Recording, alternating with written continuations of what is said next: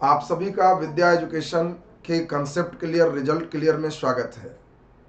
अभी यह वीडियो हम उन शिक्षकों के लिए बनाने जा रहे हैं जिनका 9 सितंबर से 21 सितंबर तक एसटीईटी का एग्जामिनेशन विभिन्न स्थानों पर है।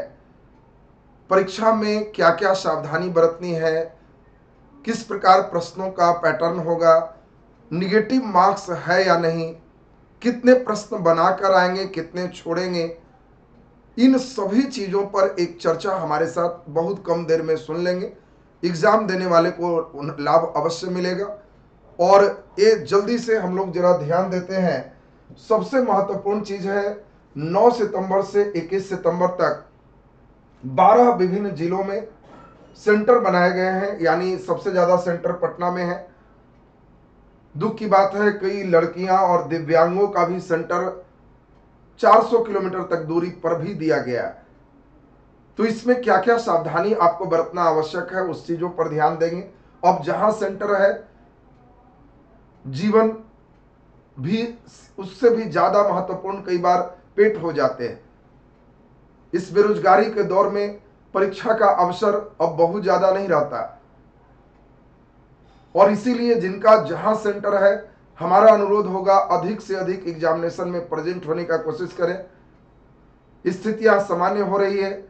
यात्रा के दौरान अगर आप कोई सार्वजनिक सवारी का प्रयोग करते हैं या सामूहिक रूप से जा रहे हैं तो कोरोना संक्रमण से बचने के भी जो प्रावधान है, इतने दिनों में जो कोरोना हम लोगों को सिखाया है कैसे चलना चाहिए, उनके नियमों का पालन करते हुए एकदम टाइम पर पहुंचे। इतने जगह सेंटर में अब 2-3 बात हम तेजी से फटाफट करेंगे। सबसे महत्वपूर्ण चीज, बिहार बोर्ड का ये निर्णय इस बार सबसे इंपॉर्टेंट है। जो परीक्षा देने जा रहे हैं वो है गेट बंद होने का समय, और बिल्कुल इस टाइम पे गेट बंद हो जाएगा। 3 शिफ्टों में परीक्षा है, प्रथम पाली, द्वितीय पाली और तृतीय पाली। द्वितीय पाली में लड़कियों को खास रखा गया है। 11 से 2:30 वाला जो शिफ्टिंग है, 11 बजे रिपोर्टिंग टाइम, ये छात्राओं के लिए आरक्षित है। इसमें गर्ल्स लोग ही मेन है, और गर्ल्स को जान के दिया गया है ताकि कहीं से भी रहे तो रात्रि विश्राम की वहां पर दिक्कत उनको न रहे। 2:30 बजे के बाद अपने लक्ष्य के लिए वो प्रस्थान कर जाए। इसमें जो भी सबसे ज्यादा ध्यान देने योग्य बात है, एडमिट कार्ड में स्पष्ट लिखा है, आप रिपोर्टिंग समय देखें। प्रथम पाली है तो 7 बजे बिल्कुल पहुंच जाए, द्वितीय पाली है तो 11 बजे बिल्कुल पहुंच जाए, और तृतीय पाली है तो 3 बजे बिल्कुल पहुंच जाए। 2.5 घंटे के एग्जामिनेशन है। आधे घंटे जैसे ही आपके रिपोर्टिंग टाइम बीतते हैं, आपके गेट बंद हो जाएंगे और कई लोग का एग्जाम छूटेगा, जिसको आप देखेंगे अखबारों में अगला दिन रहेंगे। जो इस पर बहुत सीरियस नहीं होंगे उनका एग्जाम निश्चित छूटेगा। इसीलिए सबसे ज्यादा अगर कहीं चीज ध्यान देना है तो वो है समय।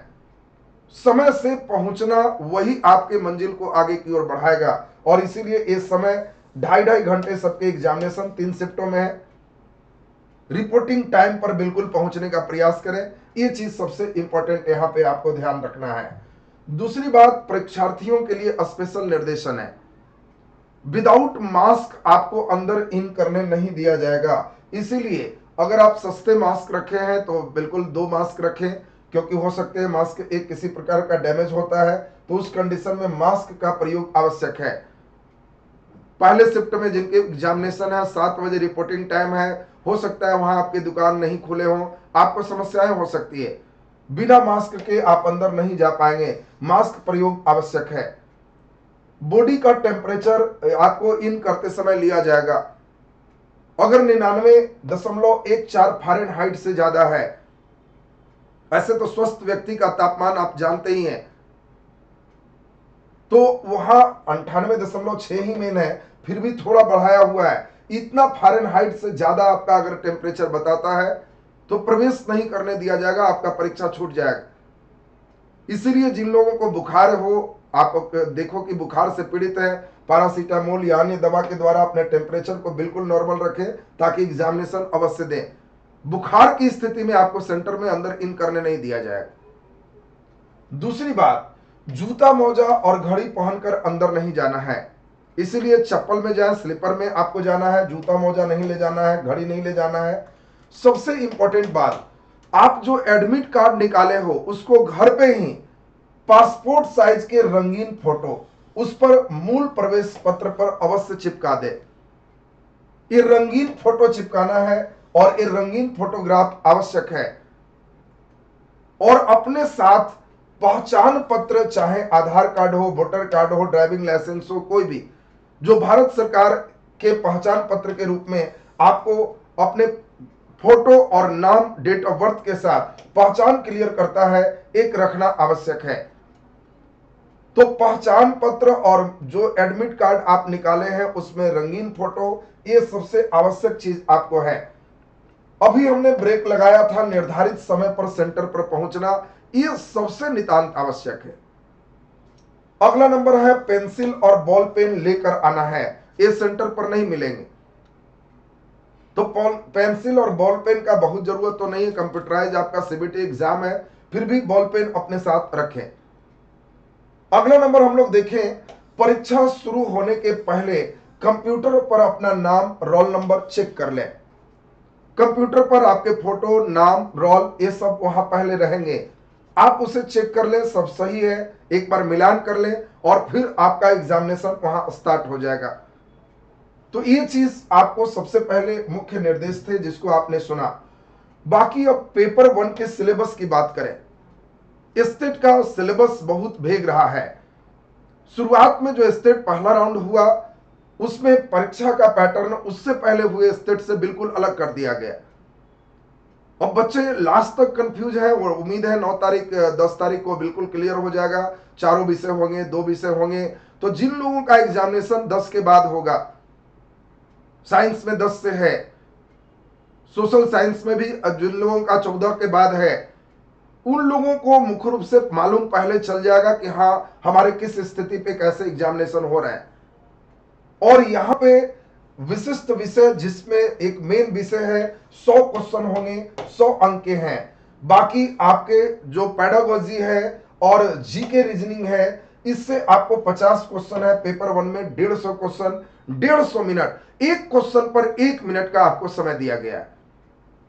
प्रति क्वेश्चन 1 मिनट है। कैसे बनाना है इस पर हम चर्चा करेंगे, एकदम लास्ट तक बने रहिए। पेपर 2 की तेजी से बात सुन ले। पेपर 2 वाले को अभी विशिष्ट सब्जेक्ट 100 नंबर का है। फिजिक्स अगर किन्हीं का है तो 100 नंबर फिजिक्स, मैथ है तो 100 नंबर मैथ, और टीचिंग स्किल उनके भी 50 है। 150 क्वेश्चन, 150 मिनट उन्हें भी दिया गया है।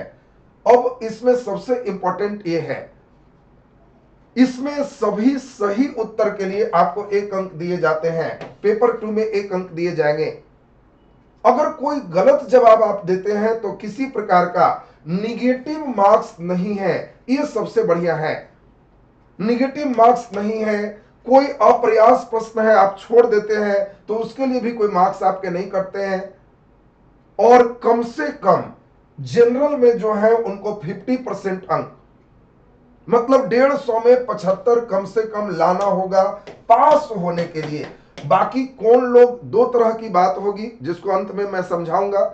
आपको कम से कम कितना अचीव करना होगा, इसमें क्या इससे पास हो जाएंगे तो पास का सर्टिफिकेट मिल जाएगा। नौकरी के लिए क्या करना होगा हम लोग सुनेंगे इसको। अन्य जनरल को छोड़ के अन्य जो भी आते हैं 45% अंक, मतलब लगभग 68 अंक कम से कम ए लाना होगा। इससे कम अंक लाने पर किसी प्रकार की कोई संभावना दूर दूर तक नहीं है, ये स्टेट के फेल घोषित किए जाएंगे। तो ये तो न्यूनतम है, बाकी अधिकतम की चर्चा अभी जस्ट हम करेंगे। तो ये आप अभी देखें, निगेटिव मार्क्स नहीं है, ये सबसे अच्छी बात आप सुन लिए। अब तेजी में हम लोग यहाँ पे 3-4 बातें सुनेंगे। पहला सबसे इंपॉर्टेंट, प्रति क्वेश्चन 1 मिनट का समय है। हमारी ओर से आपके लिए सावधानी, अवश्य समय दें। आपको अगर हड़बड़ में कोई प्रश्न बनाते हैं उसी के कारण रिजल्ट रुक सकता है। जो हमारे साथ स्टेट में जुड़े हुए थे, मैं प्रश्नों के द्वारा कोशिश किया हूं कि उनके अंदर कुछ ब्रेक डेवलप करें। प्रश्नों को बारीकी ढंग से बिल्कुल पढ़े और पढ़ने के बाद हर प्रश्न को शक की दृष्टि से देखें। वको ध्यानम, बगुला वाला ध्यान से एकदम बनाएं। अगर धैर्य का पतवार आप साथ लेके बैठे हैं, एक एक प्रश्न को धैर्य से बना रहे हैं, तो आप बिल्कुल रिजल्ट देंगे। 1 मिनट का समय कम समय नहीं होता है। इसमें अगर कोई प्रश्न बीच में भारी लग रहा है, स्केप करके आगे बढ़े, और जो प्रश्न आपको लग रहा है कि जल्दी बन रहा है वो पहला राउंड में बनाए, फिर पीछे की ओर रिवर्स होकर के फिर उस प्रश्न को फिर ध्यान दें। दूसरा नंबर सबसे इंपॉर्टेंट, जहां निगेटिव मार्क्स नहीं होता है वहां एक चीज सबसे इंपॉर्टेंट ध्यान देना है, सब बनाए, दम लगाए, सब बनाए, छोड़ के ना आए। ये बात एकदम ध्यान दे दें, छोड़कर नहीं आना है, ये सबसे इंपॉर्टेंट बात है। कोई क्वेश्चन नहीं छोड़ के आना है, चाहे वो आता हो या नहीं आता हो, हर चीज पर आपको ध्यान देना है। और इसमें सबसे इंपॉर्टेंट है, जो लोग बाउंड्री लाइन पे लगभग पहुंचते हैं, मान ले 150 क्वेश्चन में आपको 100 क्वेश्चन बन गया है, 50 क्वेश्चन नहीं बन रहा है, कोई बात नहीं है।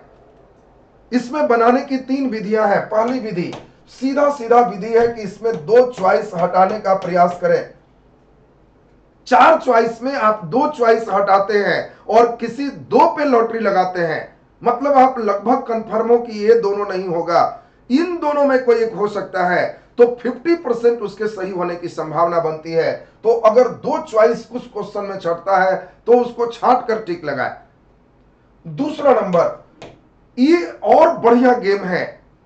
ये कहता है 150 क्वेश्चन है तो सेटर एक प्रोबेबिलिटी के अनुसार ये पूरे कोशिश करता है कि ऐसा ना हो कि एबीसीडी में सभी एक ही प्रकार का आंसर हो जाए, और इसीलिए 4 है। तो यहां पे जब हम भाग इसको लगाते हैं तो 4 गुना 3 12 होता है और 7 गुना 4 28 होता है, लगभग 37 38 है। यानी इस पूरे सेट में इसकी पूरी संभावना है कि लगभग 36 37 ए होगा, 36 37 बी होगा, 36 37 सी होगा, 36 37 डी होगा, इसकी पूरी संभावना है। अब आप 100 क्वेश्चन बनाने के बाद इस चीज पर ध्यान दें, अगर परीक्षा में समय बच रहा है तो एक राउंड देखें कि सबसे ज्यादा हमने जो सही बनाया, 100 तो मेरा बिल्कुल सही है, उसमें हम किस पे सबसे ज्यादा है, और लग रहा है कि सी हमारा सबसे ज्यादा ऑलरेडी हो चुका है, ए का बोहनी भी नहीं हुआ है अभी तक, सिर्फ ए एक बार हुआ है, तो इसकी संभावना है कि ए लगभग 36 37 बार होगा। तो हमारा ए टिक लगाने से सही होने की प्रायिकता बढ़ जाएगी, और इसीलिए बाकी जितने प्रश्न मुझे नहीं आता है 50 का 50 सभी में ए लगा के आएंगे, सभी में ए लगा के आएंगे। देखिए, हर चीज आपको अकल से बनाना है, किसी में ए किसी में बी, अगर लॉटरी ही मारना है तो ऐसा नहीं करना है, क्योंकि सी मारेंगे ए हो जाएगा, बी मारेंगे तो इधर हो जाएगा। आपको एक पर केंद्रित रहिए, और किस पर केंद्रित रहिए इस पर ध्यान दीजिए, जो सबसे ज्यादा बार हो चुका है उसको छोड़ दे, जो सबसे कम बार हुआ है उस पर केंद्रित रहिए।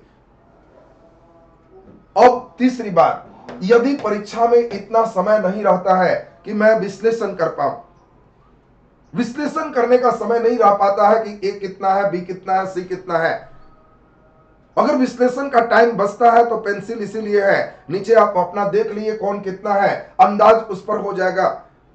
अगर विश्लेषण का समय नहीं मिलता है तो प्रायः बी या सी सबसे ज्यादा सही होते हैं। आप सबको बी या सबको सिसिया के चले आए, उसमें ज्यादा संभावना है कि प्रश्न बनाने के बाद 50 में अगर आपका 5-6 सही होता है, बनाने के बाद सिर्फ एक पर टिके रहेंगे तो मैं नहीं, प्रोबेबिलिटी कहता है कि 4 में एक पर टिक लगाने के सही होने की प्रायिकता आपका हमेशा निश्चित रूप से, आप जो देख रहे हो एक चॉइस सही करेंगे तो प्रोबेबिलिटी 1/4 होगा।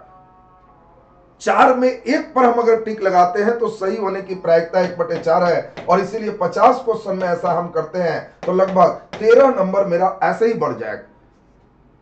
और इसीलिए दम लगाए, सब बनाए, छोड़ के ना आए, ये बिल्कुल आप एकदम ध्यान रखेंगे। किस प्रकार आपको बनाना है मैं इस पे भी आपका चर्चा कर दिया हूं। अब दूसरी बात, सबसे महत्वपूर्ण एक चीज और, परीक्षा का सिलेबस कैसा होगा। ज्यादा संभावित है जो पिछला जस्ट आप एग्जाम दिए हैं, जो क्वेश्चन का पैटर्न रहा है, सेम पैटर्न पर एग्जामिनेशन होंगे। बोर्ड ने माना है कि हम अपना फिजिक्स बच्चे हैं, फिर भी मैं मैथ पूछा हूं तो सही है, सब्सिडरी में उसका मैथ रहा है, संभावित है फिजिक्स मैथ पेपर 1 में मैथ 100 क्वेश्चन फिर पूछने का, इसीलिए मैथ पर ध्यान दीजिए। 2-3% मैं संभावना किया हूं फिजिक्स का। मैं अपने यहां जो एडमिशन बच्चे लिए थे फिजिक्स भी मैं जान के उनको पूरा वीडियो प्रोवाइड किया हूं कि बहुत कम समय देते हुए एक बार देख लें, इस पर ज्यादा ध्यान दें। बाकी अंतिम समय अपने आप को मिजाज टाइट रखें। आप साधारण नहीं हैं। बीएड करने के बाद आप एग्जामिनेशन में बैठने जा रहे हैं, आप तो बहुत पढ़े हैं, आप भविष्य के शिक्षक बनने जा रहे हैं। धैर्य बनाए रखिए और धैर्य बना करके बिना किसी प्रकार के आप घबराहट के परीक्षा हॉल में बैठेंगे, अवश्य पास होंगे। हमारी पूरी शुभकामना आप लोगों के साथ है।